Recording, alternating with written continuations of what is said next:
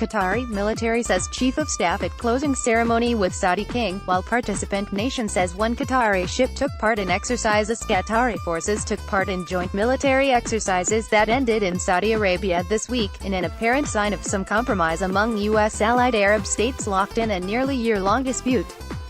Qatar's chief of staff, Ghanem bin Shaheen al-Ghanim, was present on Monday at a closing ceremony, attended by Saudi King Salman and other heads of state, for the Gulf Shield drills, the Qatari armed forces said in a statement. There was no immediate comment from the Saudi government. Saudi Arabia, the UAE, Bahrain and Egypt cut diplomatic, trade and transport ties with Qatar last June, accusing it of supporting terrorism. Doha denies that charge and says the boycott is an attempt to impinge on its sovereignty. The U.S., which has military bases in both Qatar and some of the countries lined up against it, is trying to mediate the feud. Washington said in October it was scaling back involvement in some joint military drills in the region following the rift. But a senior U.S. administration official said last month that the countries had agreed to resume participation in military exercises, without providing any details.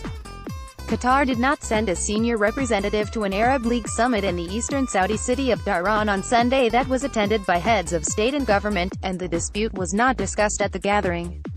The Qatari military statement did not provide details about the size of the Qatari contingent that took part in the Gulf Shield exercises, which ran from the 21st of March to the 16th of April. An official from one of the 23 participating countries said Qatar sent one ship with 9 officers to join the drills, and had 7 other officers observing.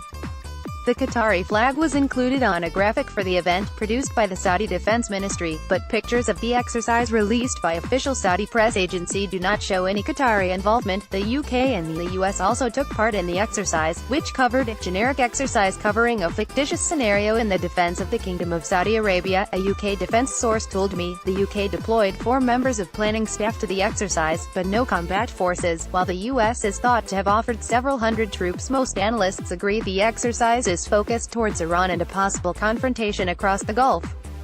U.S. President Donald Trump publicly sided with the Saudis and Emiratis early in the crisis, but is now pushing for a resolution to restore Gulf unity and maintain a united front against Iran.